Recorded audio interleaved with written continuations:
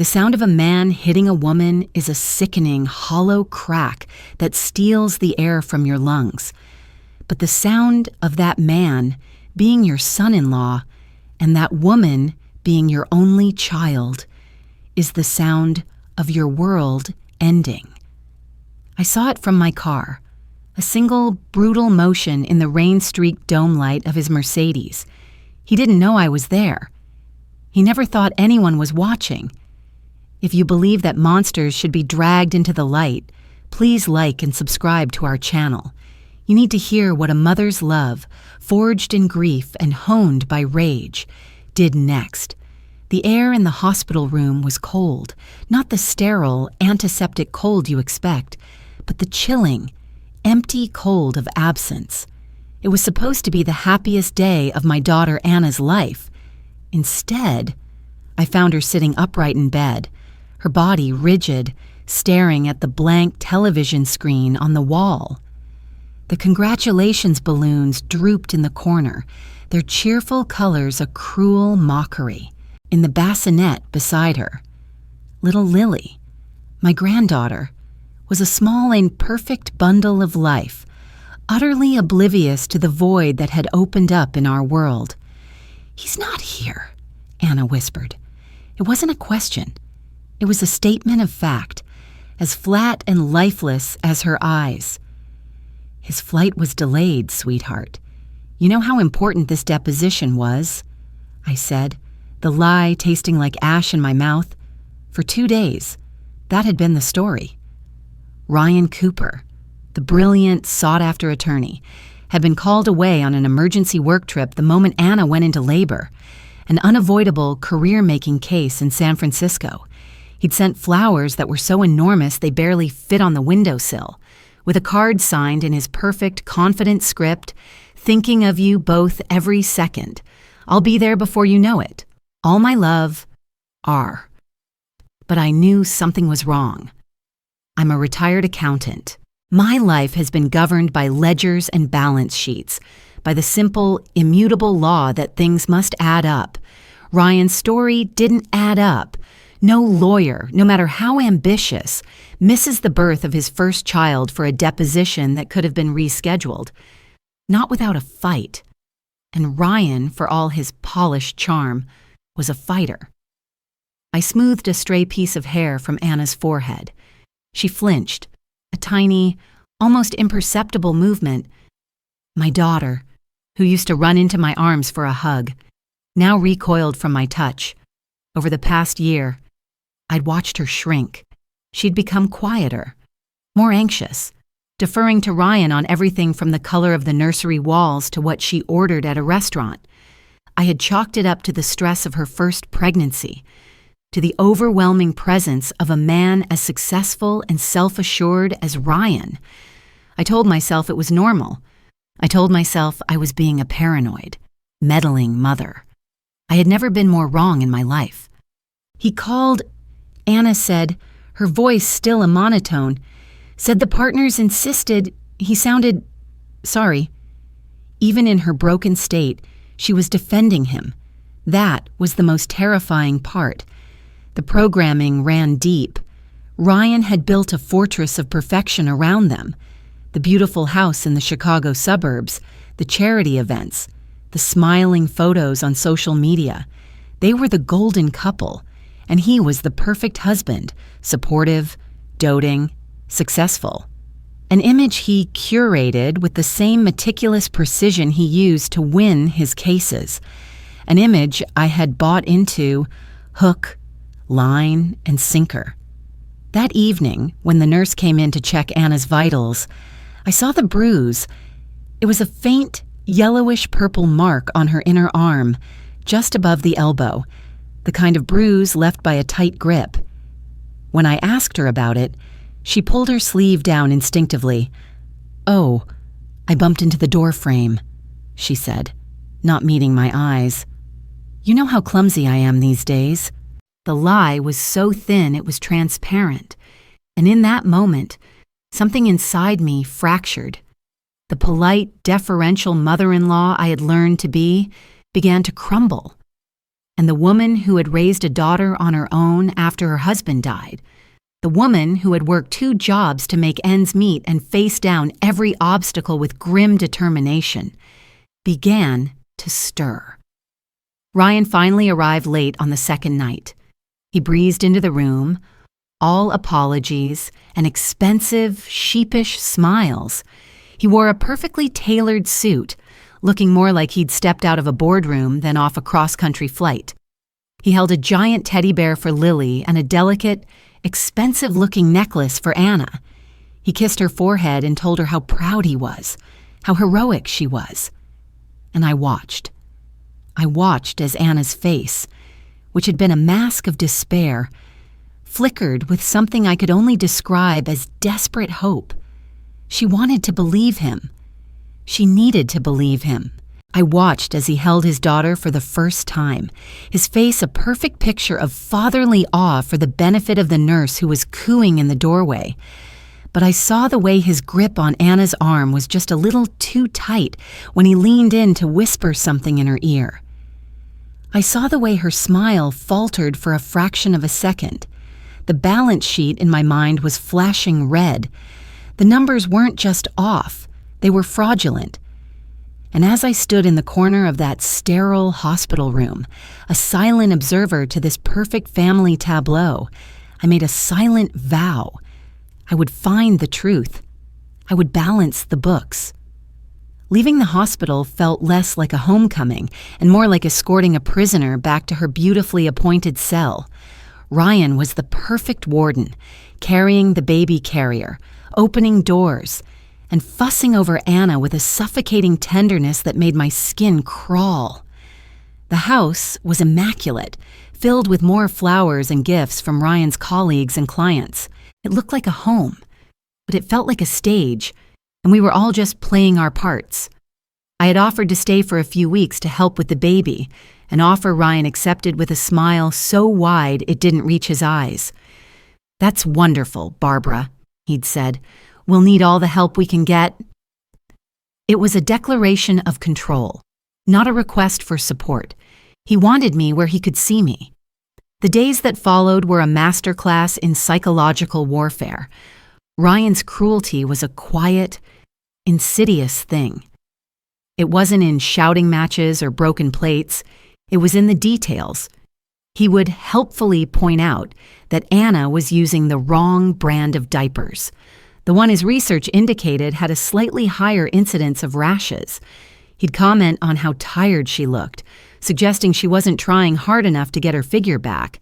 He'd take over feeding Lily, telling Anna to go rest, then later remarked to me, in a confidential tone, that he was worried about her ability to bond with the baby. Each comment was a small, precise incision, designed to bleed her confidence dry. I became an archaeologist of my own memories, digging through the past 3 years for clues I had missed. I remembered the Christmas 2 years ago. I'd given Anna a simple gold locket, the one my husband had given me. She had loved it. A week later, I noticed she wasn't wearing it. When I asked, Ryan had laughed and said, "Oh, that old thing? I got her something much more fitting, didn't I, babe?" He then produced a lavish diamond necklace. At the time, I thought it was extravagantly generous. Now, I saw it for what it was, an act of erasure, replacing my history with his price tag. I remembered a dinner party where Anna had told a funny story from her college days. Ryan had cut her off mid-sentence with a condescending chuckle. "Honey, you're telling it all wrong. Let me..." He'd retold the story, making himself the witty hero and her the clumsy sidekick. Their friends had laughed, and Anna had just smiled, a tight, pained smile I hadn't understood. He wasn't just controlling her present, he was rewriting her past. Caring for the ghost of my daughter was a special kind of hell. Anna moved through the house like a phantom, her face pale, her eyes perpetually shadowed. She cried, but only in silence, when she thought no one was looking. The doctor called it postpartum depression, a severe case, and prescribed medication that only seemed to deepen her lethargy. Ryan, of course, was the picture of the concerned husband. He'd sit with me in the kitchen late at night, a glass of expensive scotch in his hand, and sigh with practiced gravitas. "I just don't know what to do. Barbara," he'd say, looking at me with those earnest, believable eyes. "I'm trying so hard to be supportive, but it feels like she's pushing me away. Is it something I'm doing?" The question was a trap. He was testing me, trying to see if I was an ally. The old me, the trusting me, would have reassured him, told him he was a wonderful husband and that Anna would come around. But the woman who'd seen that bruise in the hospital, the woman who was now adding up 1,000 tiny cruelties, simply said, "She just gave birth. Ryan, it's a lot to handle." My non-answer hung in the air between us, a silent challenge. His smile tightened. He knew I wasn't on his side anymore. The turning point came one rainy Tuesday afternoon. Anna and the baby were napping. Ryan was at the office. The silence in the house was heavy, oppressive. On a whim, I went into his home office, a room that was usually kept locked. He'd forgotten to secure it on his way out. The room was just like him, obsessively neat, stylish, and cold. A mahogany desk, leather-bound law books, a single, sterile photo of him and Anna on their wedding day. They looked happy. I felt a pang of grief for the woman my daughter had been in that photo. I don't know what I was looking for. A letter, a journal, anything. My fingers trembled as I opened his desk drawers. Files, pens, legal pads, nothing. Then, in the bottom drawer, tucked beneath a stack of old tax returns, I found a worn leather box. It wasn't locked. Inside was not what I expected. There were no mementos, no old love letters. There was just a collection of official-looking papers, old university transcripts, his bar admission certificate, and a single folded sheet of paper that was different from the rest. It was a copy of a police report from DuPage County, dated 15 years ago, when Ryan was in college. My breath caught in my chest. The complainant's name was blacked out, but the charge was clear: aggravated battery. The report detailed an incident with a former girlfriend who claimed he had pushed her down a flight of stairs during an argument. The charges had been dropped, the record sealed, probably by a high-priced lawyer hired by his wealthy father. I stared at the paper, my blood turning to ice. This wasn't just a suspicion anymore, this was a pattern. The bruise on Anna's arm, the locket, the constant belittling. It wasn't just him being an arrogant jerk. It was the work of a predator. And he was living under the same roof as my daughter and my newborn granddaughter. My grief, which had been a heavy shroud, finally burned away, leaving behind something cold, hard, and sharp. It was the calm certainty of a CPA who has just found the irrefutable proof of fraud. The books were cooked, and I was going to be the one who conducted the audit. The police report changed everything. It was the Rosetta Stone that translated all of Ryan's subtle cruelties into a language I could finally understand, the language of abuse. The grief I felt for Anna's lost happiness didn't vanish, but it crystallized.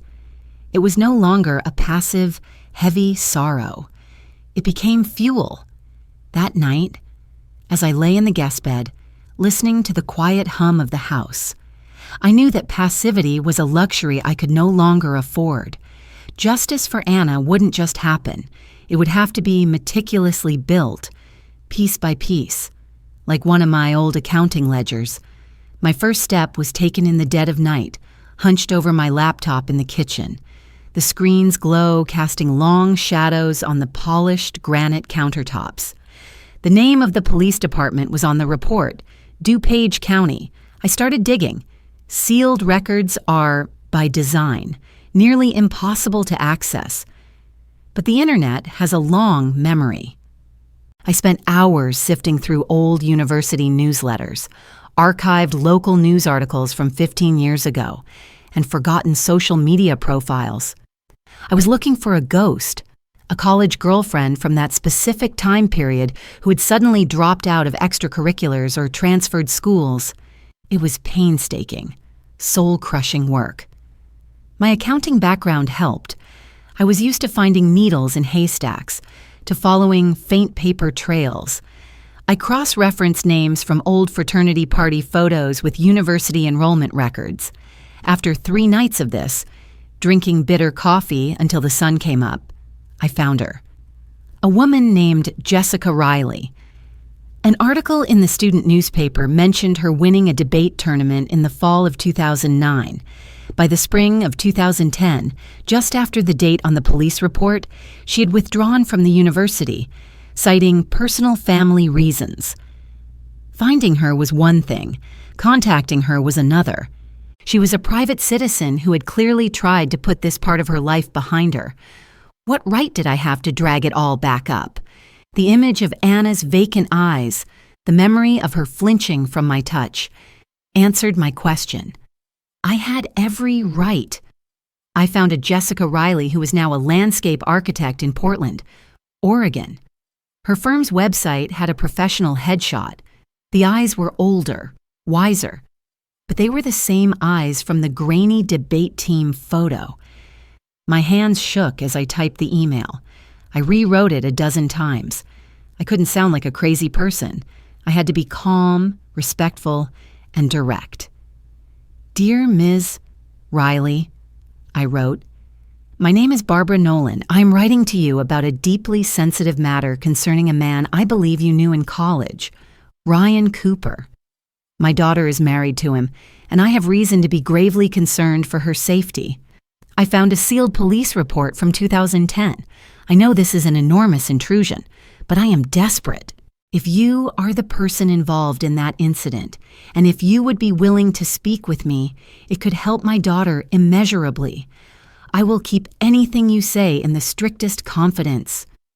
I hit send, and my heart hammered against my ribs. It was a shot in the dark, a message in a bottle tossed into a digital ocean. She could ignore it. She could tell me to go to hell. She could even, though I doubted it, forward it to Ryan. The risk was immense, but the alternative, doing nothing, was unthinkable. While I waited, I moved on to the next phase of my plan. I needed more than a 15-year-old police report. I needed proof of what was happening to Anna now, and I knew I couldn't get it myself. Ryan was too smart, too observant. He was already watching me, his gaze holding a new, veiled suspicion. I needed a professional. The next day, I told Ryan I had a dentist appointment across town. Instead, I drove to a shabby office building in a part of Chicago I hadn't visited in years. The sign on the door read, M. Holloway, Private Investigations. The man behind the desk, Mike Holloway, was the opposite of everything you see in the movies. He was about my age, with a paunch, a rumpled shirt, and kind, tired eyes. He looked more like a history teacher than a private eye. I sat across from him, my purse clutched in my lap, and I told him everything. I told him about the hospital, the bruises, Anna's vacant stare, the late-night comments, the old police report. I spoke in the calm, measured tones of an accountant presenting a financial statement, laying out the facts one by one. I did not cry. I couldn't afford to. He listened patiently, taking notes on a yellow legal pad. He didn't interrupt. When I was finished, he looked at me for a long moment. This man, your son-in-law, he said, his voice a low rumble. He's the worst kind, the respectable kind. They're the hardest to expose. I know, I said. That's why I'm here. I need evidence, something undeniable, something that can stand up in court when my daughter is ready to leave him. He nodded slowly. Surveillance is expensive, Mrs. Nolan, and it can take time. We'd be looking at GPS tracking on his car, background checks, possibly physical surveillance. It adds up. He named a figure for the retainer, a number that made the air leave my lungs. It was a substantial portion of my retirement savings, the money I had carefully set aside for my own old age. I thought of the locket I'd given Anna, a simple piece of gold that held all my love. I thought of Ryan replacing it with his cold, glittering diamonds. There was no choice to be made. This was what that money was for. It wasn't for cruises or comfortable living. It was for this. It was to buy my daughter's freedom. "I'll write you a check," I said, my voice not wavering, as my pen scratched across the checkbook, signing away a piece of my future. I felt no regret. I was no longer just a mother. I was a quiet warrior, funding a war. The war for Anna's life. 2 days later, an email landed in my inbox. The subject line was blank. The sender was Jessica Riley. The message was only 3 words long. "We need to talk." The check I wrote to Mike Holloway was the largest I had ever written in my life. Handing it over felt like stepping off a cliff. There was no going back. I had officially converted my life savings into a weapon, entrusting it to a stranger with tired eyes and a cluttered office. The risk was dizzying, but it was matched by a strange, cold sense of purpose. I was no longer just a spectator to Anna's suffering. I was an active combatant in a war Ryan didn't even know was being waged. My conversation with Jessica Riley took place over a secure video call the next evening. I waited until Ryan took Anna and the baby out for a short walk, one of his carefully orchestrated displays of a happy family for the neighbors, and hurried to my room, locking the door. When her face appeared on my screen, I saw a woman who had survived a storm. She was poised and professional, but there were faint lines of caution around her eyes, the permanent mark of someone who had learned about monsters far too young. She didn't waste time with pleasantries. "He broke 3 of my ribs." "Mrs. Nolan," she said, her voice steady, but her knuckles were white where she gripped her coffee mug. "He pushed me down a flight of stairs at a fraternity house because I was talking to another guy. He told everyone I was drunk and fell. He was so convincing, so charmingly sorry, that for a while, even I almost believed him. My blood ran cold. This was the ghost I had been chasing, and her story was more horrifying than I had imagined. His father hired the best lawyer in Chicago," she continued. "They painted me as unstable, jealous, a liar. They dug up every mistake I'd ever made. My parents were scared. They were just regular people, a teacher and a plumber. They couldn't fight that kind of money and power. We settled out of court. I signed an NDA, and they paid for my medical bills and the rest of my tuition at a different university. The price for my silence was a fresh start." She took a shaky breath. "For 15 years. I have kept that promise. But when I got your email, the thought of him doing this to someone else, to your daughter, a non-disclosure agreement doesn't cover this. It doesn't cover saving a life." We talked for over an hour. She told me about his methods, the isolation from her friends, the constant subtle criticisms that chipped away at her self-esteem, the way he would fly into a rage over the smallest things and then, minutes later, act as if nothing had happened. It was a blueprint for what he was doing to Anna. He hadn't changed. He had just gotten better at hiding it. He has to believe he's in complete control. Jessica warned me before we hung up. The moment he senses he's losing it, he will become incredibly dangerous. Be careful, Barbara. Her warning echoed in my mind as I went about my days in that house, playing the part of the helpful, slightly dotty grandmother. I smiled at Ryan. I complimented his work. I thanked him for being so good to Anna. Every pleasantry was a lie, a carefully placed stone in the wall I was building around my intentions. He had underestimated me. He saw a retired accountant, a quiet widow. He didn't see the woman who was now communicating in encrypted emails with a private investigator and a ghost from his past. Mike Holloway was methodical and discreet. He started by placing a GPS tracker on Ryan's car, a simple magnetic device he instructed me to attach in the dead of night while the car was in the garage. My heart hammered as I knelt on the cold concrete floor, fumbling with the device under the rear bumper, terrified a light would turn on or a door would open. It felt like planting a bomb. In a way, it was. The first reports from Mike were mundane, confirming Ryan's daily routines, office, gym, client lunches at expensive restaurants. But Mike was also pulling financial records. He discovered that Ryan had systematically taken control of all of Anna's finances, her inheritance from her father, which she thought was in a joint savings account, had been moved to a brokerage account solely in Ryan's name. He had also taken out a second mortgage on their house without her knowledge. He had built a financial prison around her, brick by brick, ensuring that if she ever found the courage to leave, she would have nothing. The expense reports from Holloway's agency arrived in a plain brown envelope at a P.O. box I'd rented. Seeing the hours of surveillance, the costs for database searches, the fees for legal record retrieval, it was terrifying. I watched my life savings dwindle with each report, the numbers on the page a stark reminder of the price of truth. There were days of profound doubt.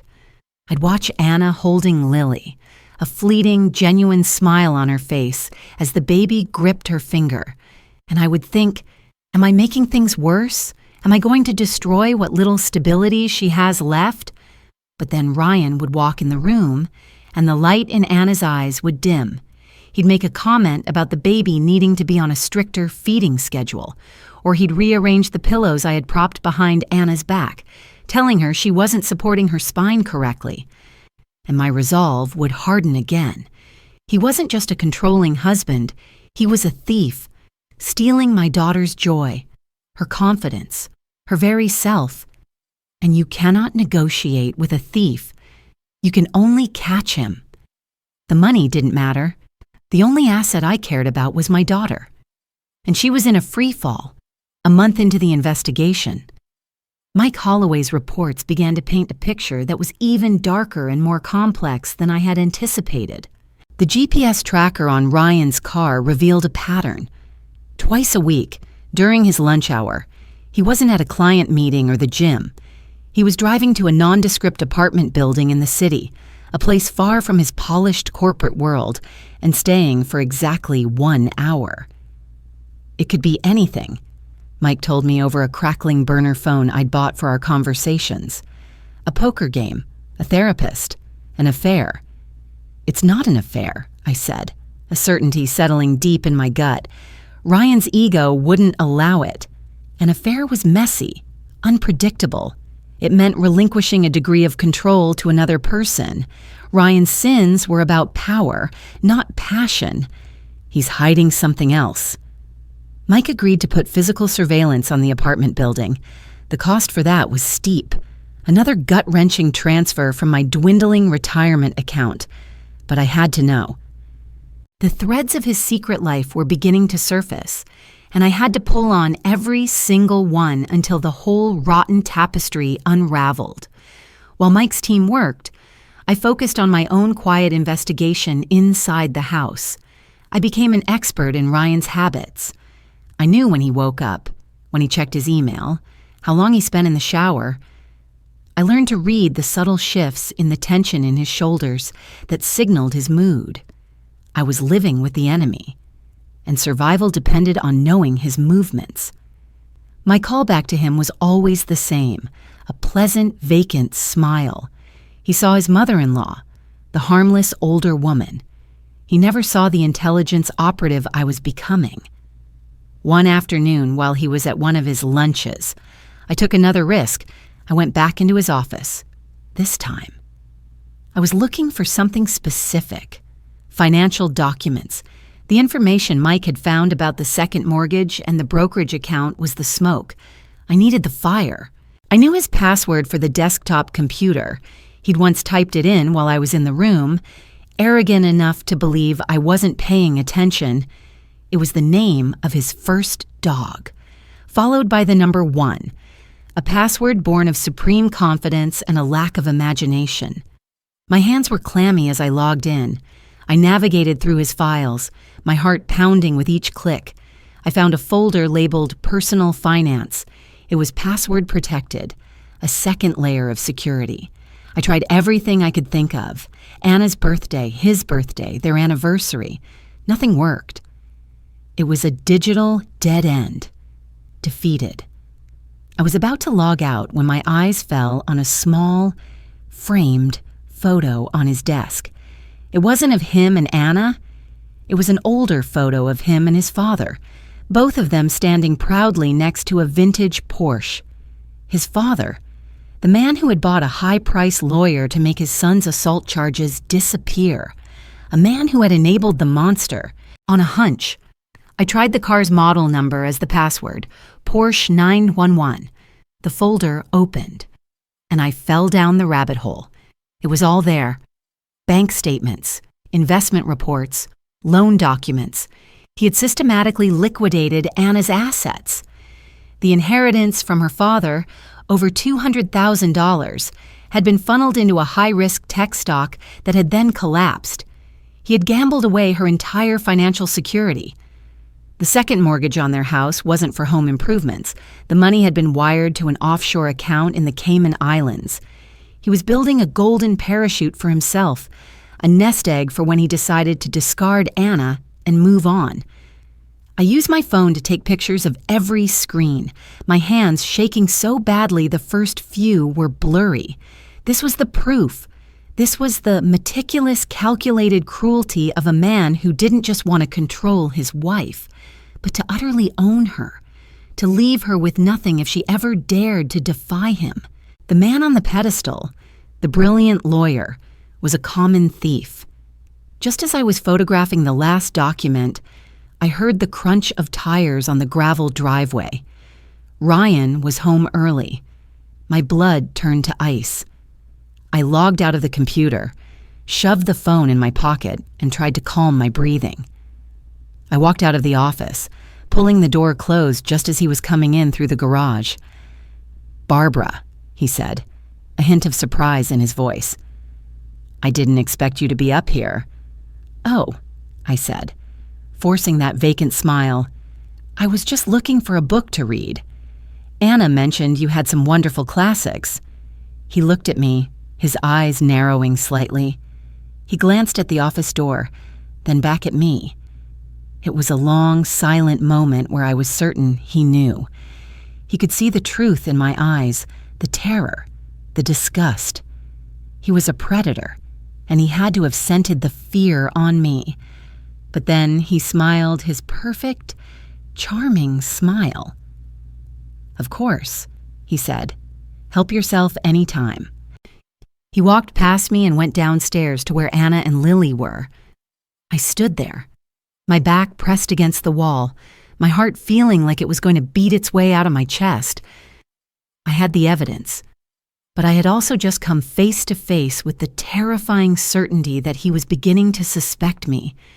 The game had changed. I wasn't just an investigator anymore. I was a target.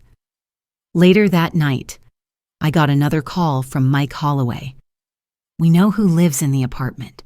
Barbara," he said, his voice grim. "It's not a mistress. It's his mother. A mother he told everyone, including your daughter, died 10 years ago." The revelation that Ryan's mother was alive was a plot twist I could never have anticipated. He had woven a detailed, tragic story about her losing a brave battle with cancer a decade ago. He'd even shown Anna photos of her grave, a grave that was presumably either empty or belonged to someone else entirely. The lie was so audacious, so pathologically immense, that it recalibrated my understanding of the man. He wasn't just a violent abuser and a thief, he was a phantom, a man who had constructed his entire identity on a foundation of elaborate falsehoods. "Why?" I asked Mike, my voice barely a whisper as I stood in the cold darkness of the guest room. "Why would someone do that?" "Control," Mike said, his voice weary with the familiarity of it all. "He controls the narrative. By killing her off, he gets to be the tragic, motherless son. It garners sympathy. It also severs a tie to his past, to anyone who might know the truth about who he really is. We're running a deep background check on her now. My guess is she's not the sainted memory he's created." He was right. 2 days later, Mike's report came in. Ryan's mother, Eleanor Cooper, had a history of psychiatric issues and a petty criminal record, shoplifting, check fraud. She was not the graceful, educated woman from Ryan's stories. She was a liability, a loose thread in the perfect tapestry of his life. So he had cut her out, hiding her away in a subsidized apartment where he could manage her from a distance. The weekly visits weren't out of love. They were damage control. This new knowledge made me feel like I was walking on a wire 50 stories high. The man sleeping down the hall from me was capable of anything. He had erased his own mother. What would he do to a meddling mother-in-law who was starting to unravel his secrets? Jessica Riley's warning echoed in my ears. The moment he senses he's losing control, he will become incredibly dangerous. I knew he was watching me now. The air in the house was thick with unspoken suspicion. My only solace was little Lily, holding her, smelling the sweet, milky scent of her, was like holding onto an anchor in a raging storm. She was my why. She was the reason I had to see this through, no matter the cost. Looking into her innocent eyes, I knew I was fighting for more than just Anna's future. I was fighting for hers, too. The final piece of the puzzle, the one I both craved and dreaded, arrived on a gray Thursday morning. It came in an email from Mike with the subject line, "For your eyes only." Attached was a single video file. My hands trembled as I clicked on it. I put in my headphones, my heart a frantic drum against my ribs. The video was from a hidden camera Mike's team had placed in a rental car and parked across the street from a restaurant where Ryan and Anna had gone for a date night 2 nights prior. The footage was grainy, shot through a rain-streaked window, but it was clear enough. It showed them getting back into Ryan's Mercedes. The sound was faint, muffled. They were arguing. I couldn't make out the words, but I could see the tension in their bodies. Anna was shaking her head, her hands clenched in her lap. Ryan was gripping the steering wheel, his knuckles white. And then it happened. He turned toward her, his face a mask of cold fury. His hand shot out, not in a wild swing, but with a terrifying, precise speed. It was a backhand strike, the sound a sickening, sharp crack, even through the poor audio. Anna's head snapped to the side. She didn't scream. She just folded in on herself, her shoulders caving as she began to sob silently. Ryan didn't look at her.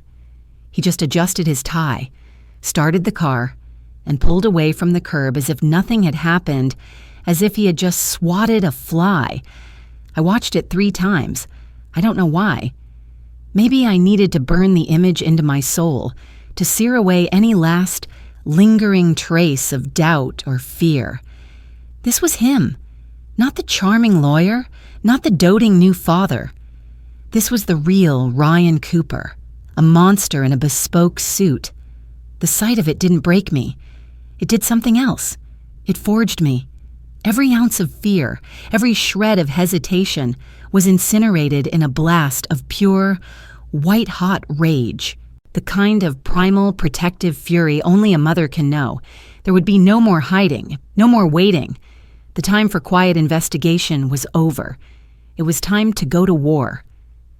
I closed my laptop and took a long, steadying breath.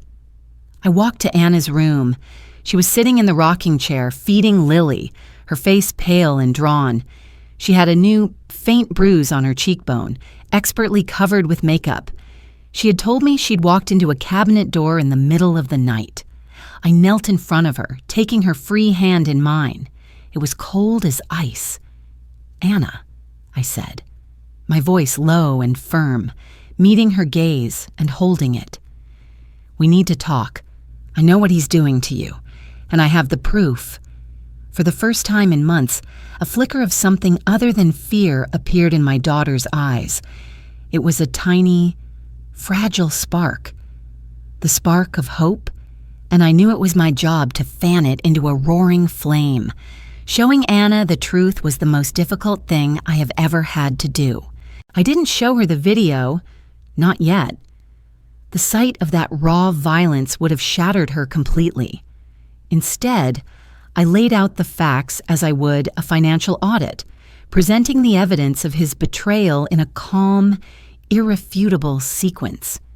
We sat at the kitchen table while Lily napped, the damning photos of the bank statements and the offshore account on my phone screen between us. I told her about the money he had stolen, her inheritance gambled away. I told her about the secret second mortgage that had put her home at risk. I told her about the 15-year-old police report and about Jessica Riley. Finally, I told her his mother was alive, hidden away like a dirty secret. With each revelation, a layer of the fog seemed to lift from her. The confusion and self-blame that had plagued her for years were being replaced by the sharp, painful clarity of betrayal. She wasn't going crazy. She wasn't a bad wife or an incompetent mother. She was a victim of a masterful con artist. She didn't cry. Not at first. She just stared at the phone, at the evidence of her husband's monstrous deceit. "The locket," she whispered, her voice hoarse. "He told me he lost it when he took it to be cleaned." It was such a small thing, but I understood. It was a callback to one of the first times he had erased a piece of her, and now she could see the pattern, the long, calculated campaign to diminish and isolate her. The tears came then, hot and silent, rolling down her cheeks. They weren't the tears of a victim, but the tears of a woman mourning a life that had never been real. "What do we do?" she asked, her voice trembling but with a new steel in it. "First," I said, taking her hand, "we get you and Lily out of here. Then we hire the best damn divorce lawyer in Chicago, and we burn him to the ground." The next 48 hours were a blur of clandestine activity. While Ryan was at work, we moved with the quiet efficiency of a special operations team. We packed 2 suitcases with essentials for her and the baby. Photos, important documents, Lily's favorite blanket. We left behind the expensive jewelry, the designer clothes, all the trappings of the gilded cage he had built for her. They were his, not hers. Leaving the house was the hardest part. As we walked out the front door, Anna hesitated, looking back at the home where she had thought she would build her future. It was a beautiful prison, and the Stockholm Syndrome was powerful. "Mom, maybe we should just..." she started, her resolve wavering. I put my hands on her shoulders. "Look at me, Anna. The man you married does not exist. He is a character in a play. The real man is a thief and an abuser who hits his wife in a car after a nice dinner. We are not running away. We are walking toward your real life. Now, get in the car." She nodded, her jaw set, and got in. I checked us into a long-stay hotel suite under my name, paying in cash. I threw my burner phone into a dumpster and bought 2 new ones. We were ghosts. That evening, from the safety of our anonymous hotel room, we made the call.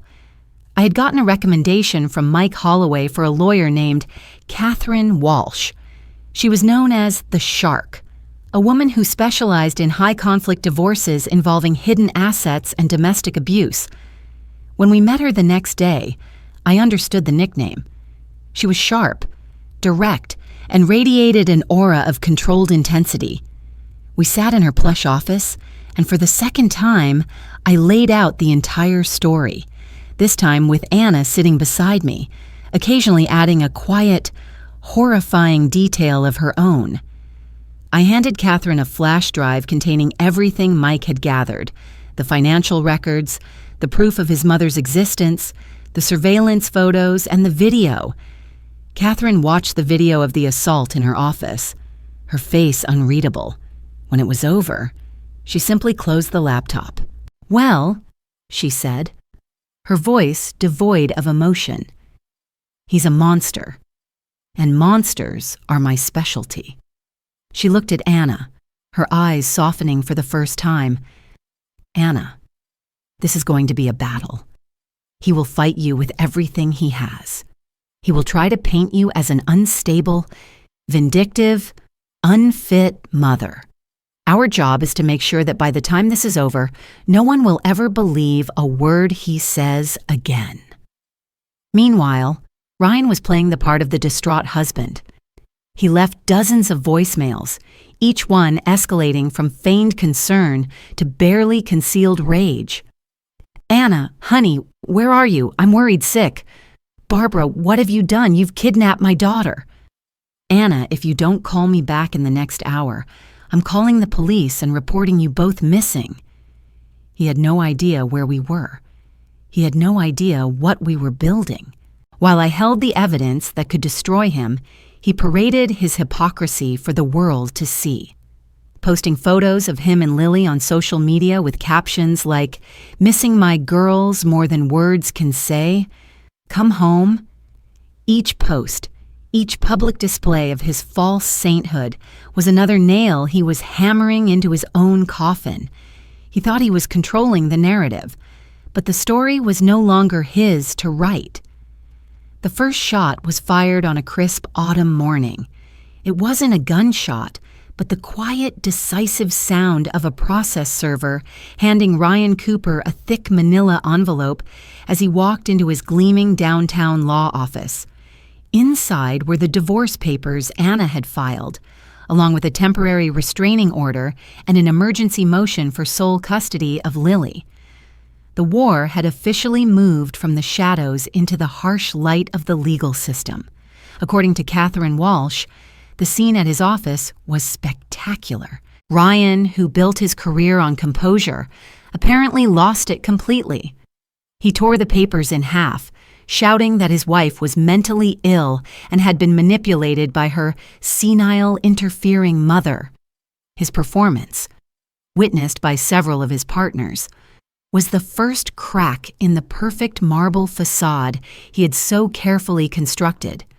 His response was swift and brutal, just as Catherine had predicted. His legal team, the best his firm could provide, filed a counter-motion painting Anna as a dangerously unstable woman suffering from extreme postpartum psychosis. They claimed she was a danger to her child and that I, Barbara Nolan, had orchestrated an elaborate kidnapping. They used her real medical diagnosis of postpartum depression, twisting it into a weapon against her. They were trying to discredit the victim before she even had a chance to speak. The days leading up to the first custody hearing were the most stressful of my life. We were ensconced in our hotel, which felt more like a safe house. Catherine prepped Anna for hours, warning her that Ryan's lawyers would attack her character, her sanity, her every decision as a mother. "They will try to make you angry," Catherine said, her voice firm. "They want you to cry, to scream, to look unstable. You will do none of those things. You will be calm. You will be factual. You will look at the judge and you will tell the truth. Let me be the shark. Anna, you just have to be the survivor." During this time, I saw a strength in my daughter I hadn't seen in years. The fear was still there, but it was now overshadowed by a fierce, protective resolve. She was no longer fighting for herself. She was fighting for Lily. She pored over the documents Catherine gave her, memorized timelines, and rehearsed her testimony. The fragile woman Ryan had systematically broken was being rebuilt, piece by painful piece, into a warrior. I, on the other hand, was a mess of nerves. My role was to be the steady anchor, but inside, I was churning. I had spent my entire retirement fund on this fight. If we lost, Anna would lose her daughter, and I would have delivered her into the hands of a monster, bankrupting myself in the process. The weight of that possibility was crushing. The night before the hearing, Anna came into my room. She was holding the simple gold locket I'd given her years ago. "I found it," she said, her voice quiet. It was in the back of his sock drawer, tucked away. He hadn't lost it or thrown it out. He'd kept it. It was a trophy, a reminder of his victory over her, over me. A small, cruel symbol of his power. She clicked it open. Inside were the tiny photos of her father and me. "He didn't erase us, Mom," she said, looking at me, her eyes clear and determined. "He just hid us. Tomorrow we stop hiding." She put the locket around her neck. It was a piece of armor. The callback to his first act of cruelty was now our symbol of defiance. The courtroom was a cold, intimidating place. Ryan sat at the opposing table, looking every bit the wronged, heartbroken husband. He was dressed in a conservative navy suit, his face a mask of solemn concern. He would occasionally glance over at Anna with a look of deep, sorrowful pity, a performance for the benefit of the judge. It made me sick to my stomach. His lawyer, a slick, silver-haired man named Peterson, opened his argument by painting a vivid picture of Anna's decline. He used words like erratic, paranoid, and delusional. He presented her medical records as proof of her instability. He was good. He was very, very good. I could feel the doubt creeping into the room. I could see the judge, a stern-faced woman in her 50s, looking at Anna with a questioning gaze. Then it was Catherine's turn. She didn't start with anger or accusations. She started with numbers. "Your Honor," she began, her voice calm and methodical. "We are here today because Ryan Cooper, a man with a reported income of over $500,000 a year, has systematically drained his wife's personal assets, including a $200,000 inheritance, and has taken out a fraudulent second mortgage on their family home, funneling that money into a personal offshore account. This is not the act of a concerned husband. This is the act of a man preparing to abandon his family." She presented the bank statements, the loan documents, the wire transfers, one by one. The foundation of Ryan's credibility began to crumble. Peterson objected repeatedly, but the judge overruled him each time, her eyes now fixed on the documents, her expression hardening. This was my world, the world of numbers, of ledgers, of evidence that could not be spun or manipulated. The story the numbers told was clear and ugly. Ryan was no longer the victim. He was a thief. And this was only the beginning. The financial betrayal was the opening act. The real horror was yet to come. The moment I was called to the witness stand was surreal. The entire courtroom was silent, all eyes on me. I walked past Ryan, deliberately not looking at him, though I could feel the heat of his furious glare. I sat down, smoothed my skirt, and looked directly at the judge. I was a 64-year-old retired accountant. I was not an intimidating presence, and that was my greatest strength. Catherine began her questioning gently, establishing my relationship with Anna and my role as a concerned mother and grandmother. She had me recount the days in the hospital, my growing unease, Anna's withdrawn and fearful state. Ryan's lawyer objected, calling it hearsay and speculation. But Catherine was masterful. She was laying a foundation, brick by brick. "Mrs. Nolan," Catherine said, her voice becoming more focused, "in your professional opinion as an accountant, What did the financial documents you uncovered show? They showed a calculated, systematic pattern of financial abuse, I said, my voice clear and steady. They showed my son-in-law treating my daughter's inheritance as his personal slush fund and secretly leveraging their family home to build himself a getaway fund. It was fraud. Plain and simple. The word fraud hung in the air. Out of the corner of my eye, I saw two of Ryan's law partners, who were sitting in the back of the courtroom, exchange a worried glance. Peterson's cross-examination was as brutal as I expected. He portrayed me as a lonely, bitter widow who was jealous of her daughter's happy marriage. He twisted my concern into meddling, my investigation into an obsession. "Isn't it true, Mrs. Nolan," he sneered, "that you never approved of Mr. Cooper? That you felt he was too successful, too ambitious for your daughter?"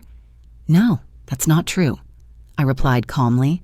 "I approved of the man I thought he was. I do not approve of the man he turned out to be." "The man you claim he is," Peterson thundered, "based on documents you stole from his private office.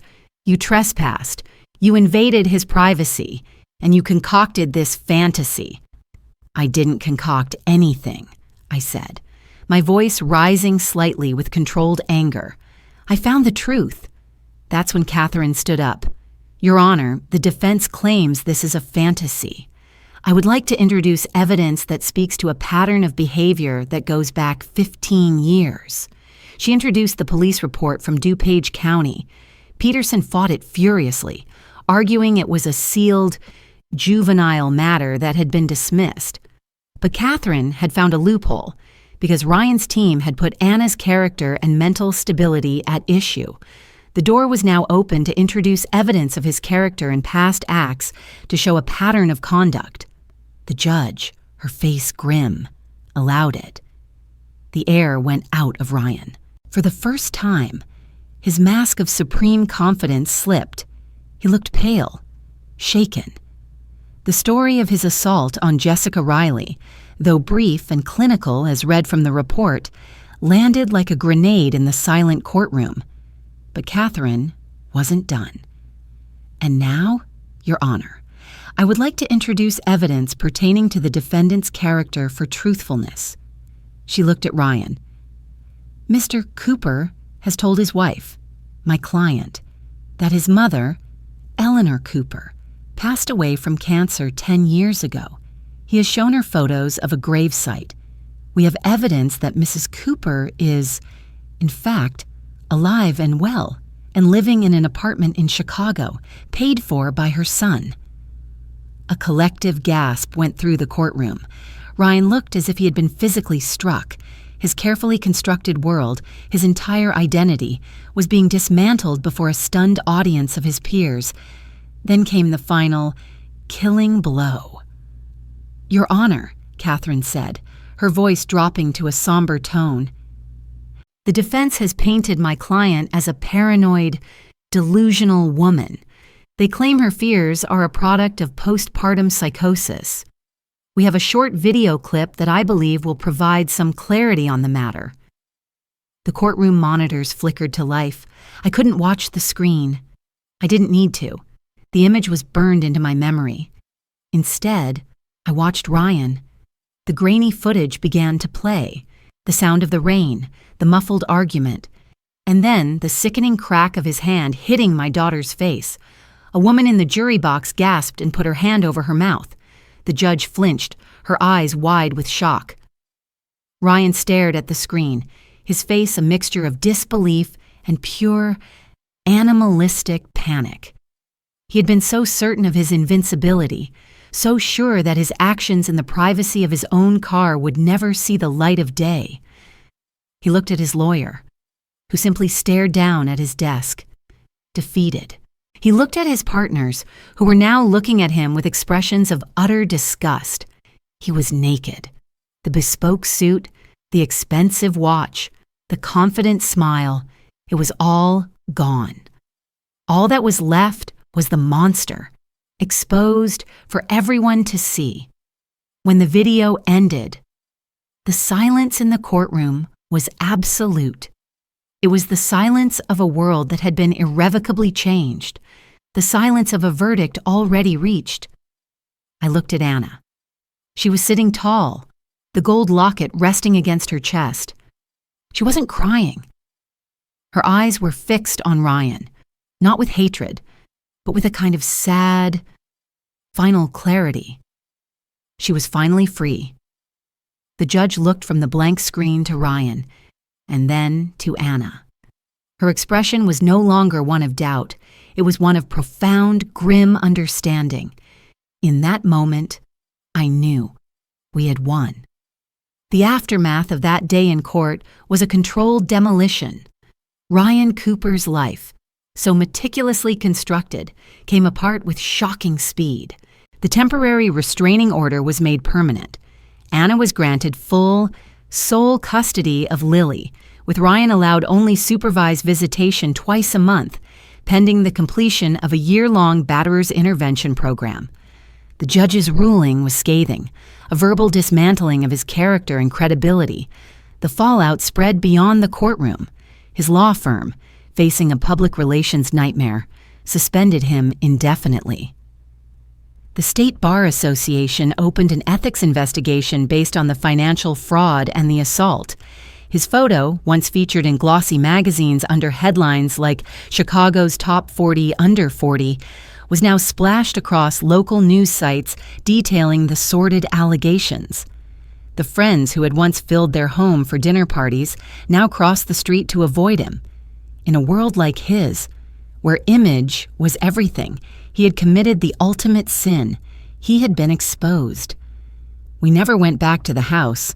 Catherine's team, along with a police escort, arranged for our belongings to be moved out. We sold the house and the divorce settlement, and Anna used her share, along with the money the court ordered Ryan to pay back from her stolen inheritance, to buy a small, charming bungalow in a quiet neighborhood closer to me. It wasn't as grand or as stylish as the prison he had built for her, but it was hers. Every paint color, every piece of furniture was her choice. It was a home built on freedom, not fear. The months that followed were about healing. It wasn't a straight line. There were good days, filled with Lily's laughter and Anna's rediscovery of her own sense of humor. And there were bad days. Days when a shadow would cross her face, a memory triggered by a sound or a word. But the light began to outweigh the dark. She started seeing a therapist who specialized in trauma and abusive relationships. She reconnected with old friends Ryan had systematically pushed out of her life. The vacant, haunted look in her eyes was replaced by a quiet strength. She was coming back to life, one day at a time. The simple gold locket I'd given her became a permanent fixture around her neck, a quiet testament to her survival. 6 months later, the final piece of justice fell into place. Ryan Cooper was officially disbarred.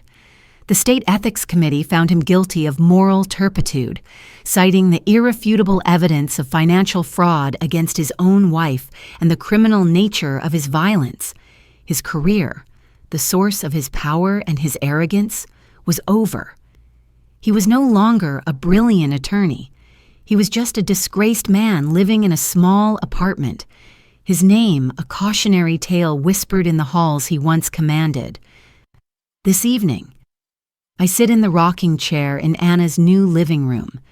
The setting sun casts a warm, golden light across the floor. Outside, the leaves are turning, painting the trees in fiery shades of red and orange. A new season is beginning.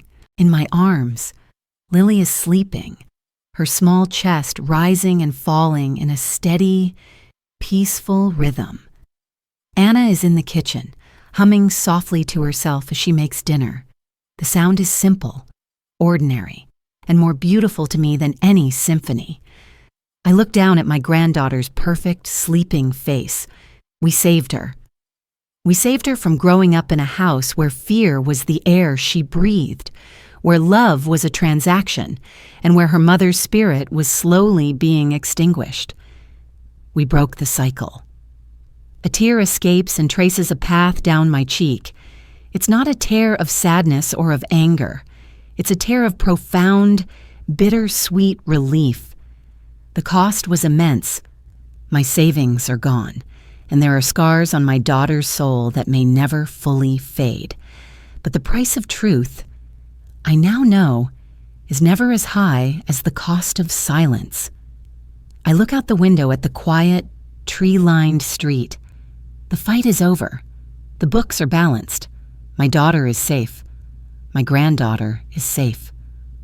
I am a 64-year-old retired accountant, a quiet widow from the suburbs, and I brought a monster to justice. I hold Lily a little tighter, smiling through my tears as the last rays of sunlight fade from the sky, leaving behind the promise of a new dawn. The quiet moments are the ones that tell the real story.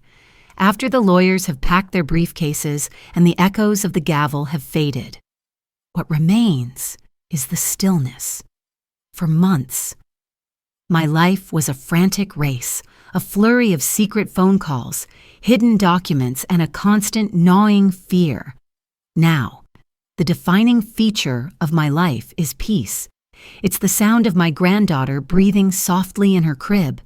It's the easy laughter I share with my daughter over a cup of coffee. These are the dividends of a war well fought. Justice, I've learned, isn't always a thunderous event. Sometimes, it's the quiet return of a life that was stolen. It is the restoration of the ordinary. The journey was harrowing, and it cost me nearly everything I had. But the truth has a value that cannot be entered on a balance sheet. It is the foundation upon which a new, stronger life can be built, not just for Anna, but for Lily, and for the generations of women who will come after her. We showed her that you do not have to accept the world a monster builds for you. You can, and you must, burn it down and build your own. Have you ever had to find a strength you didn't know you possessed to protect someone you love? What does the word justice mean to you in your own life? Please share your thoughts in the comments below. Your stories give us all strength.